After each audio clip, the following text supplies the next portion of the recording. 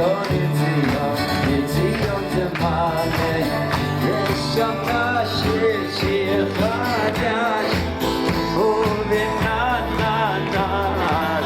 was a great Rav who lived a number of centuries ago. His name was the Duvne Magid. He was able to convey rather complex ideas through a parable by telling a story.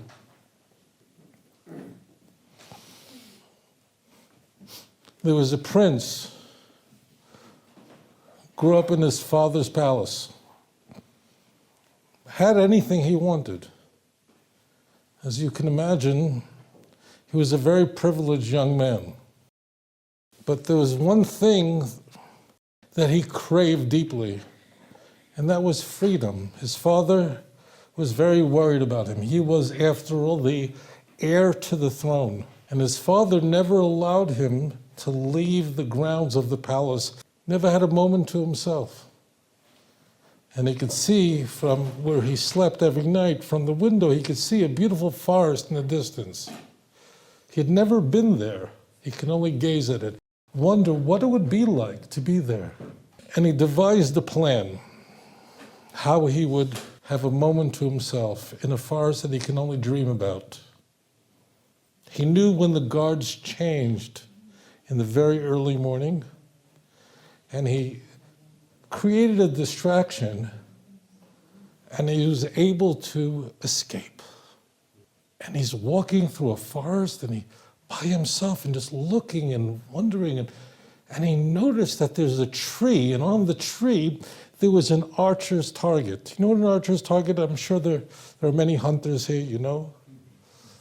It's a concentric circles, each one a different color, and clearly someone had already been there. Why? There was an arrow shot into it. And not only was an arrow in the target, but the arrow, whoever shot it, a perfect bullseye right in the center circle. He thought to himself, wow, whoever took this shot is a very, very skilled archer. Thought about it, and he kept walking.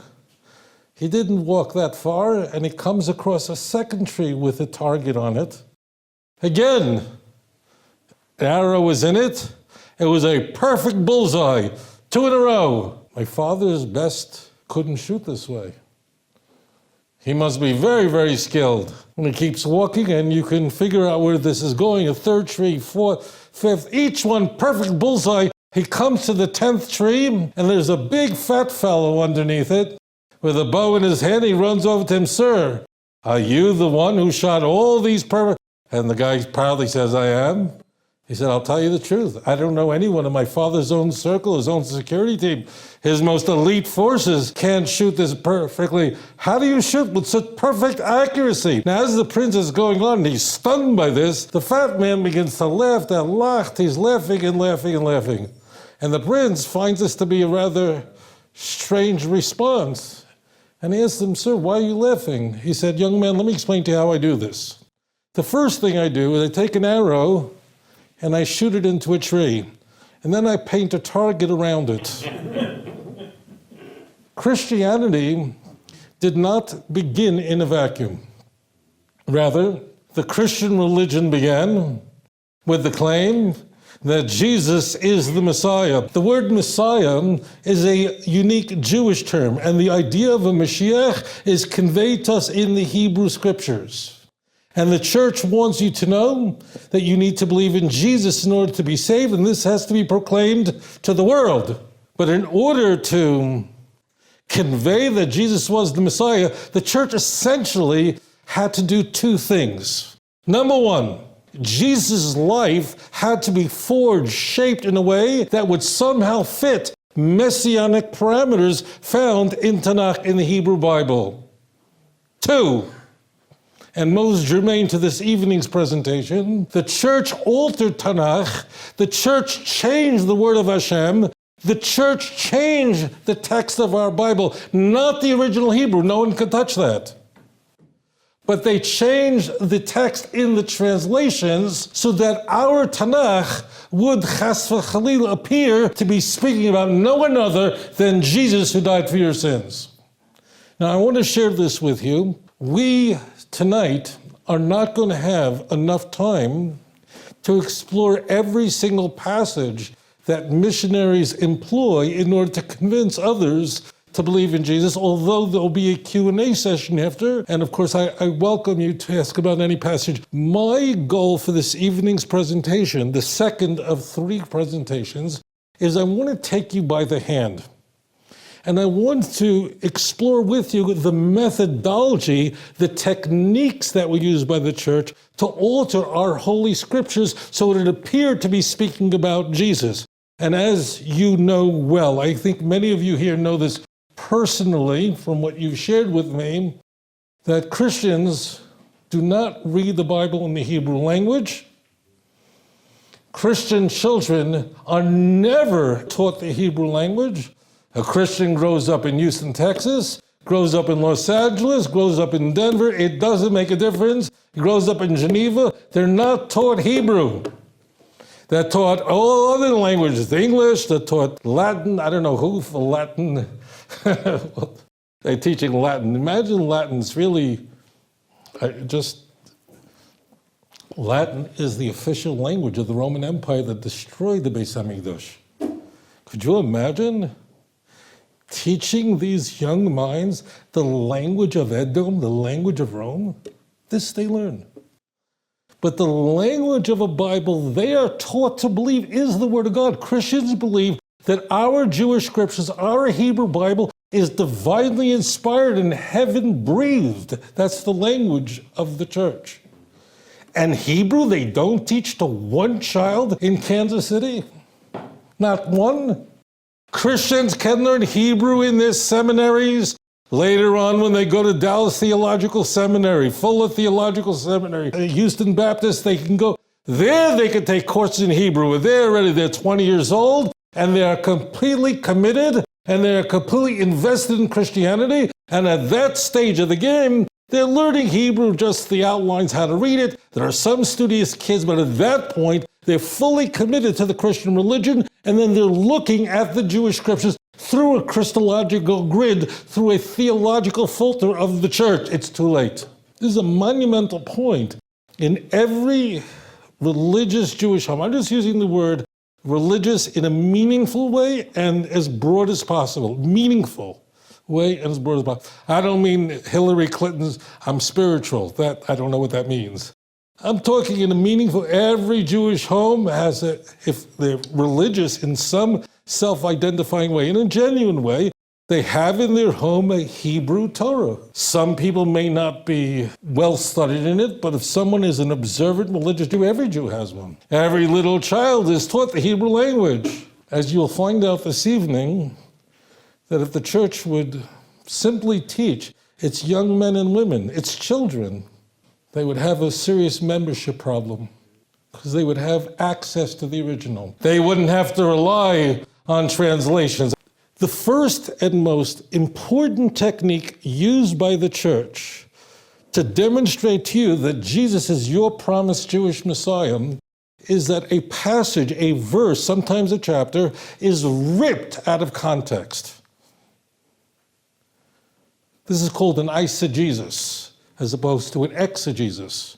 An exegesis means that you're using the surrounding context in order to interpret a passage. An eisegesis is you are utterly ignoring and jettisoning the context, and by doing that, I can convince you that you need to accept Jesus in your life.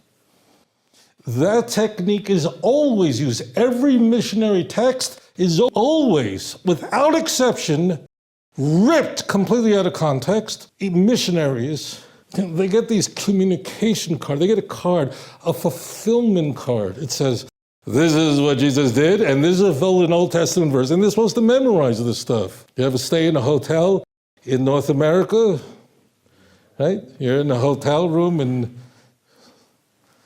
so I want to tell you a little about the furniture. Next to the bed, there's a little night table, right? So there's a drawer with a handle. You grab it, and you give it a good schlep. And inside the drawer, you can have 2 books. The one on the left is a phone book. but it's that burgundy book on the right, the Holy Bible placed by the Gideons. That's what we're interested in. It opens up on the opening pages of just quoting verses completely out of context of why you need to accept Jesus and how you can convince your friends and family that they need to as well, fulfilling the Great Commission of Matthew 28. Let me give you an example of this. In the book of Matthew, stop. As it turns out, when we study this Jewish Christian polemics, the book of Matthew is going to come up more frequently than any other book in the Christian Bible. Is there anyone here that can explain why Matthew will be coming up over and over and over again? Nothing? Nobody went to yeshiva? Nothing? Well, as it turns out, we don't know who Matthew is. We use the word Matthew, but the book was written anonymously. No one knows who wrote it. All we could say about him with certainty, we say a few things about him. We could say about the author of the book of Matthew that he had the book of Mark in front of him because he quotes almost all of it, as does Luke. Whoever wrote this book was a highly literate Christian who lived toward the end of the first century, probably in the 80s.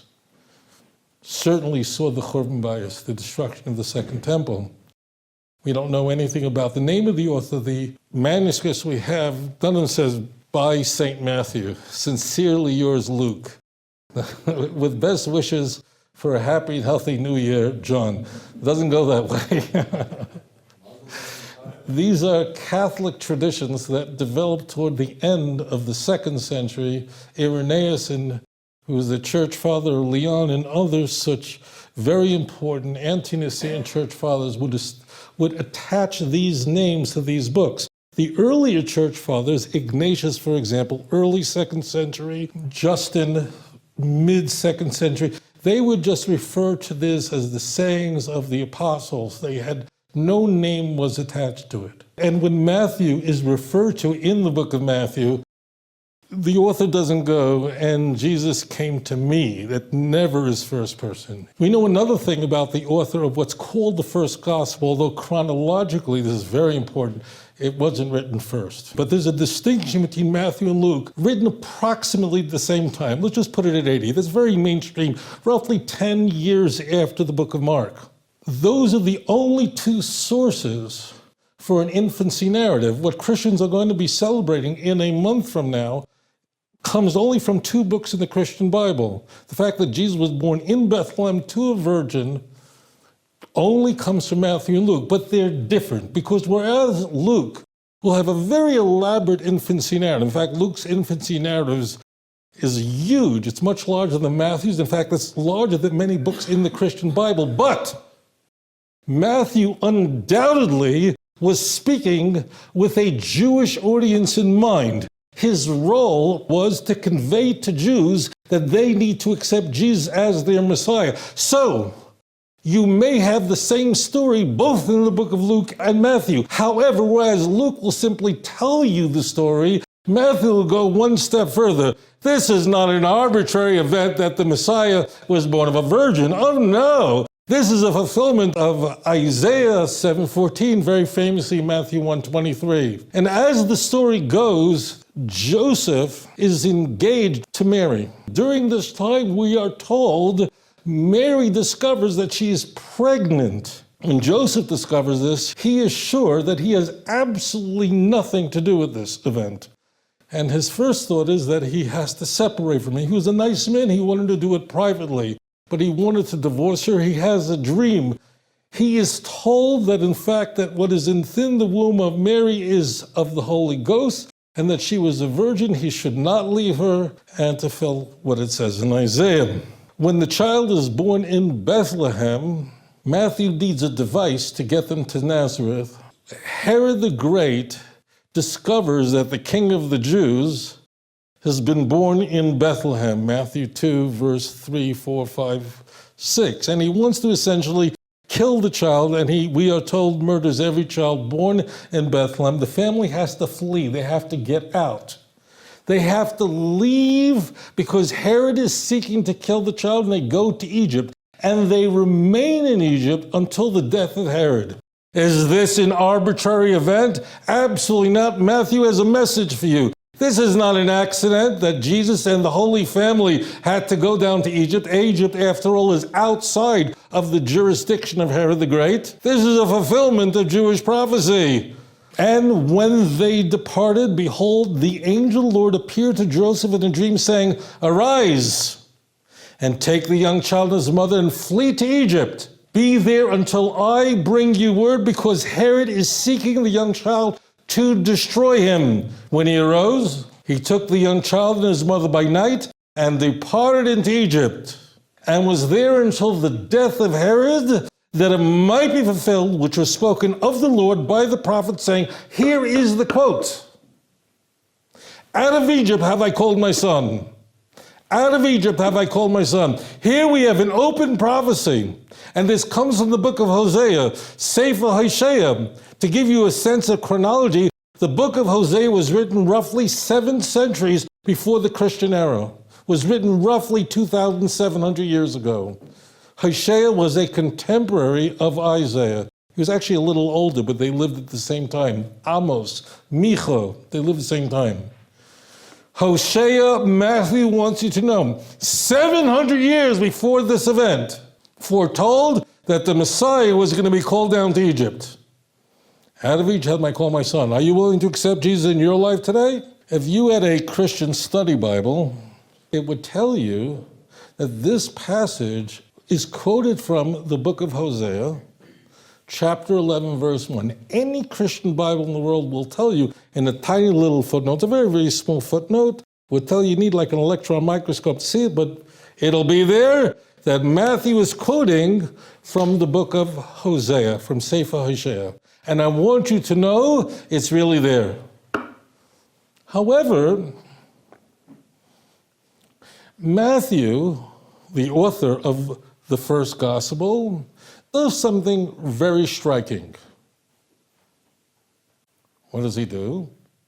For some reason, he only quotes the last clause of that passage. He only quotes the last comma. He only quotes the last part of the original text in the book of Hosea, chapter 11, verse 1. And the question is, why? Why would the author of Matthew feel compelled to only quote the very last part of the pasuk of the passage from the book of Hosea? And as you will see in a moment, my friends, whoever wrote this book had no choice.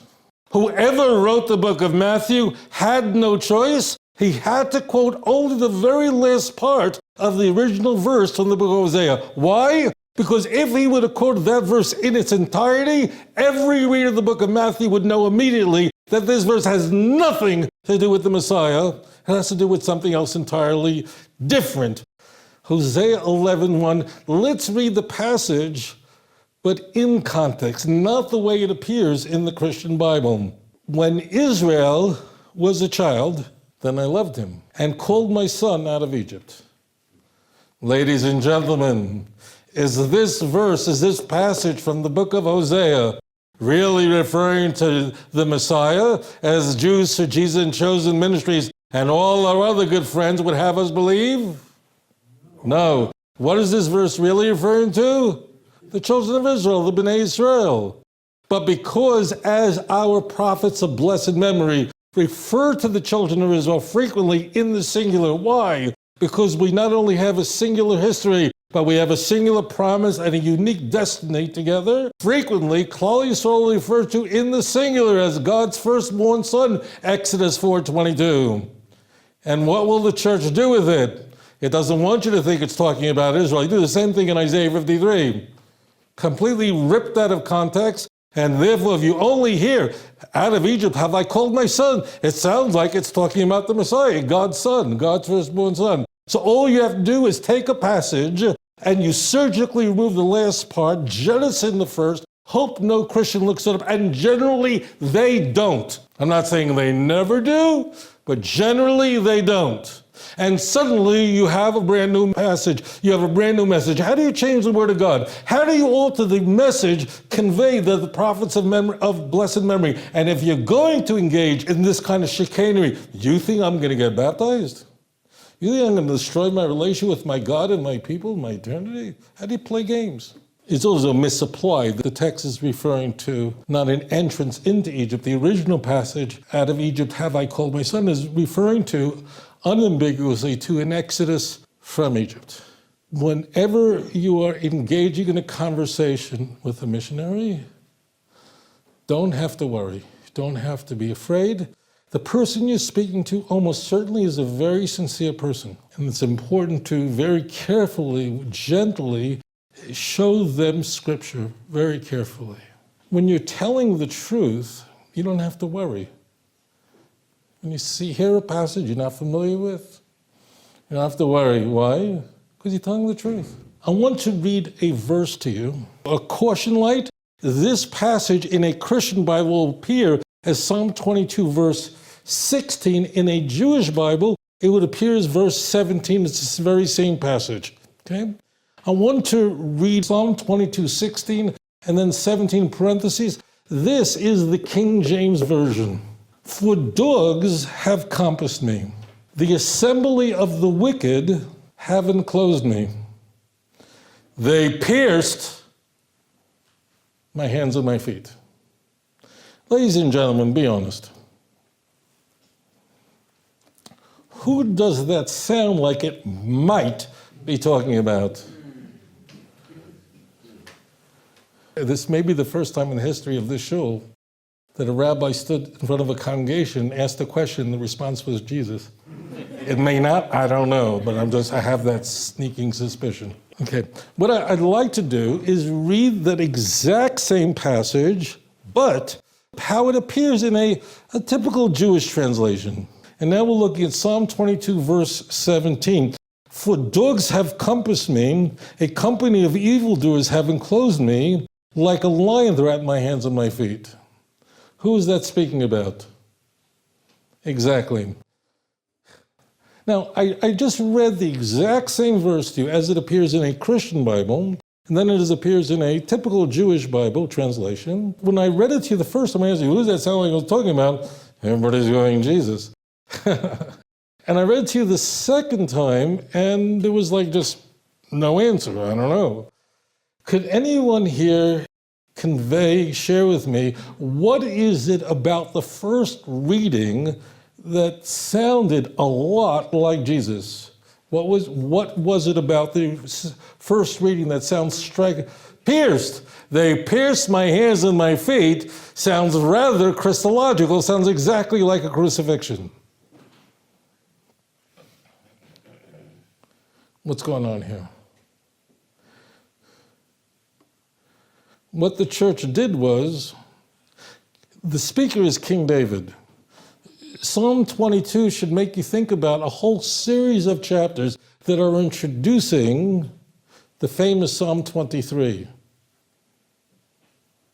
Mizmor LeDavid. It's very beautiful, right?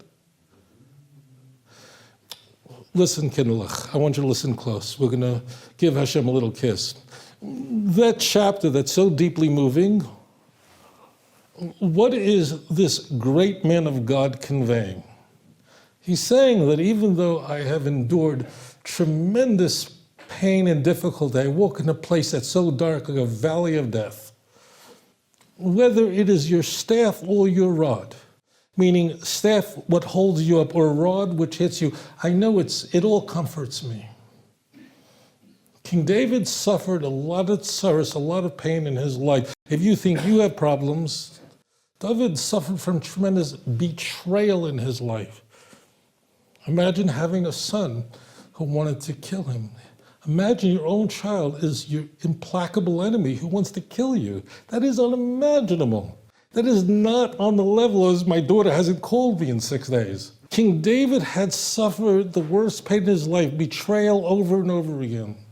The chapters that introduce Psalm 23 convey the pain and anguish that King David endured during his life. Nevertheless, he relied on HaKadosh Baruch Hu. Throughout this chapter, King David is using metaphors to describe his enemies that are around him at all times. Does anyone see the word that has been completely mistranslated in order to make that passage appear Christological? What word is that?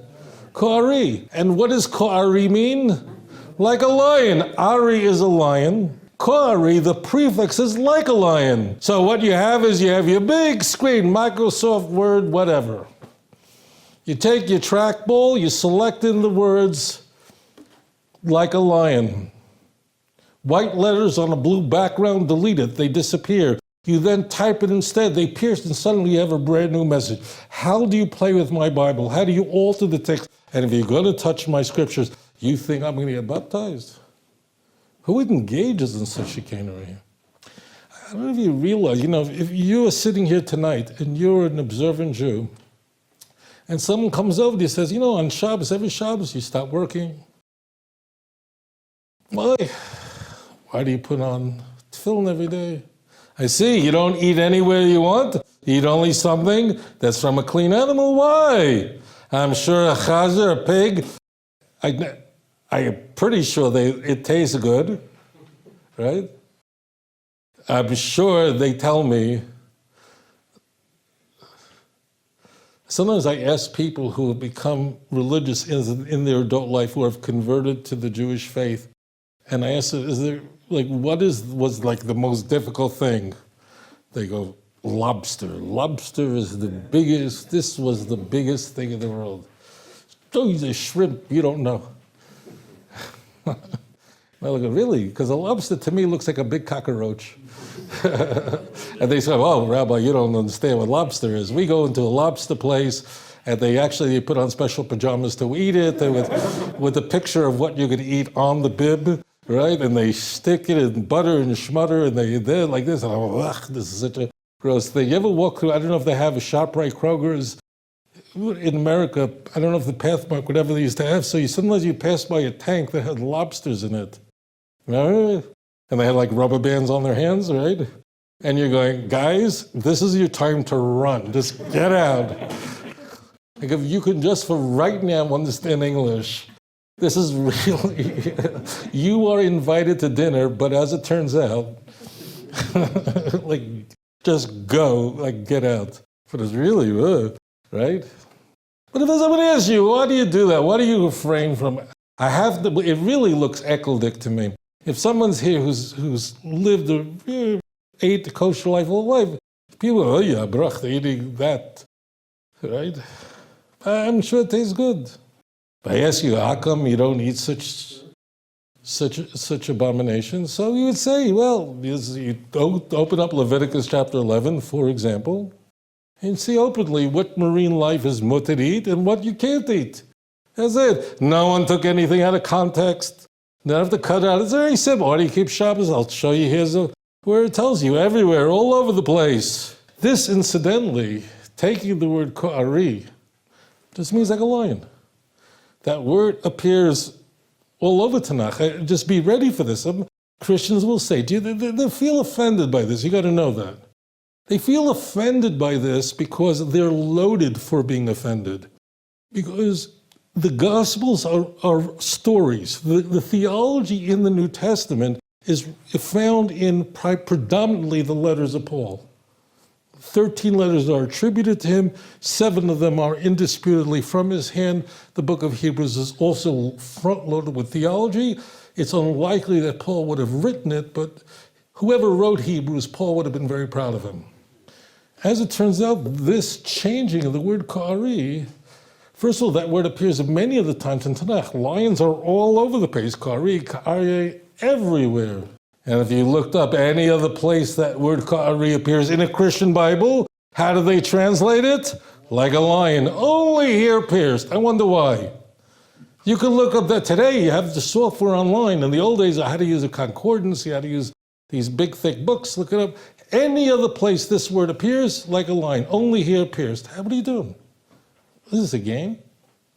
And what's very striking about this alteration, I want to retract the word alteration. This raping of our text, that is the right word. This is the Hindus don't do this kind of stuff. This took place somewhere in the 2nd century because it doesn't appear anywhere in the Christian Bible. They didn't think of doing that one yet. It wasn't contrived yet, and every Christian has to answer the question. If it really says they pierced my hands and my feet, you want me to believe that the writers of the Christian Bible, their understanding of this passage in Psalm 22, as saying they pierced my hands and my feet, and they went, no, I know it says that the Messiah's hands and feet didn't pierce, but we're not going to quote it anywhere in our writings. Inconceivable. No sober mind could have believed such a thing. And when I say that to Christians, they're very surprised. They go, really? I thought for sure it must be. Paul, Romans chapter 1, the crucifixion is everything. Paul just didn't think that verse was important enough to mention. This is a contrivance that was developed about 100 years after the writings of the New Testament. How do you play with my Bible? So here's technique number 2. Change the meaning of just one word and you have a brand new message. We return back to Matthew's infancy narrative. Eventually, Joseph gets wind of the fact that Herod the Great is dead. But Herod the Great is not given that title because he was a big tzaddik. He was really out of his mind. He was a brilliant builder. Brilliant. But he was really, for good reason, he was hated by everyone. His son, Herod Archelaus, who replaces him in the year 4 BCE, he then becomes the tetrarch of Judea. Another son is given authority in the north. He's crazier than his father. He was really maturif. He was really inconsiderate. He was such a nut job. The Romans fired him because he was too crazy for them. So Herod the Great dies in the year 4 BCE. In Matthew's view, therefore, Jesus was alive before that because they're contemporaries. Remember what I told you. So according to Matthew, Jesus is born around the year, let's say just 6 BCE.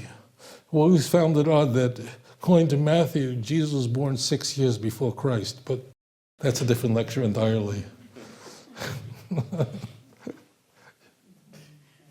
Luke has it differently. Luke has Jesus' birth with when Herod Archelaus is removed by the Romans for just like he basically just slaughtered everyone on the temple, the Jews in the temple, just massacre.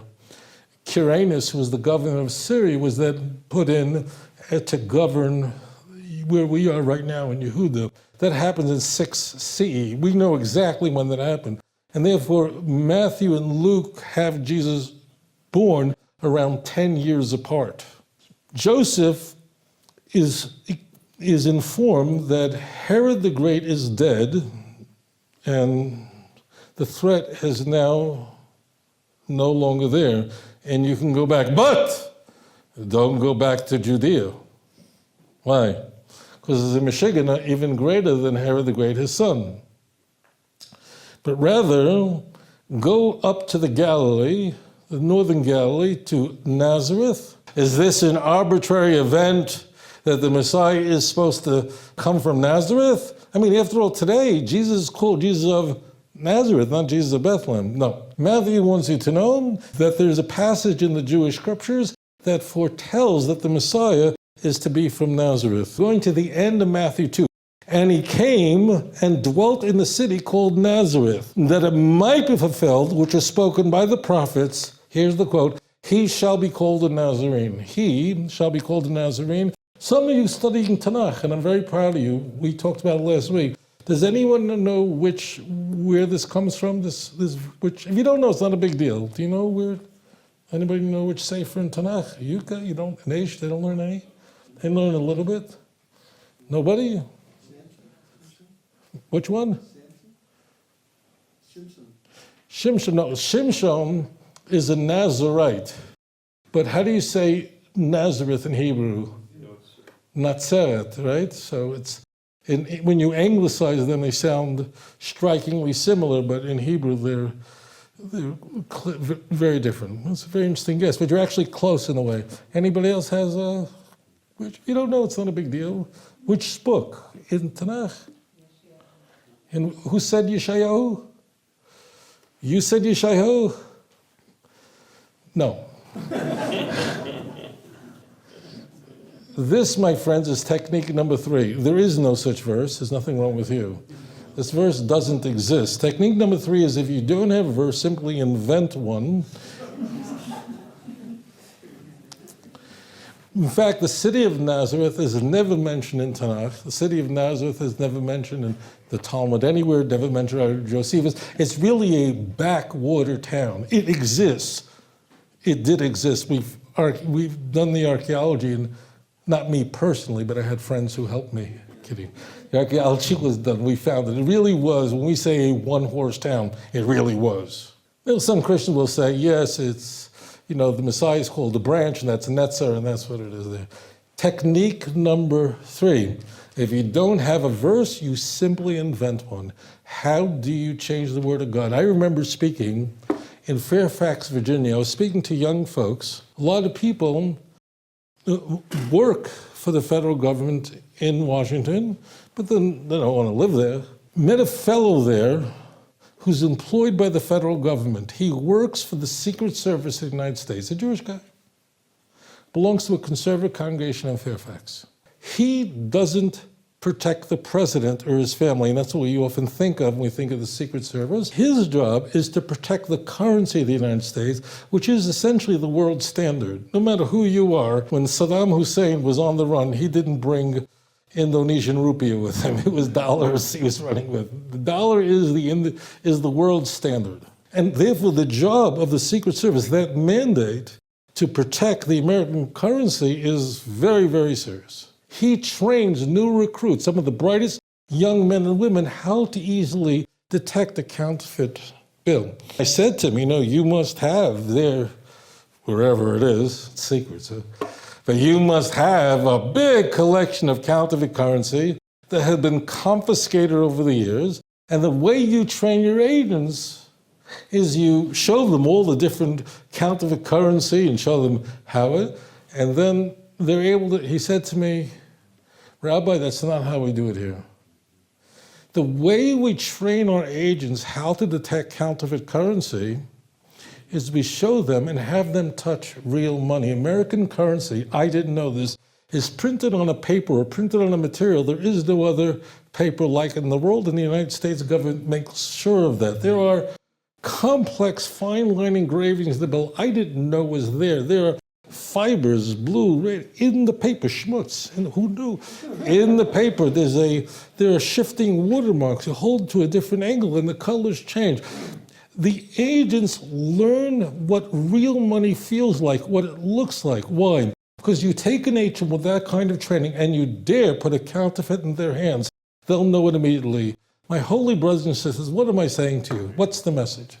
Am I suggesting to you that immediately, in order to protect your children and those that you love against missionaries who are seeking to go with them, maybe we should all start training? They should know the New Testament by heart. They should know all the letters of Paul, Baal Peh. You're wasting your time. Listen up. Teach them the real thing. This. If they know what the real thing looks like, they understand the message of Tanakh, no missionary will be able to rob them of a relationship with HaKadosh Baruch Hu. Thank you for joining me tonight. Adon olam asher malach b'terem kol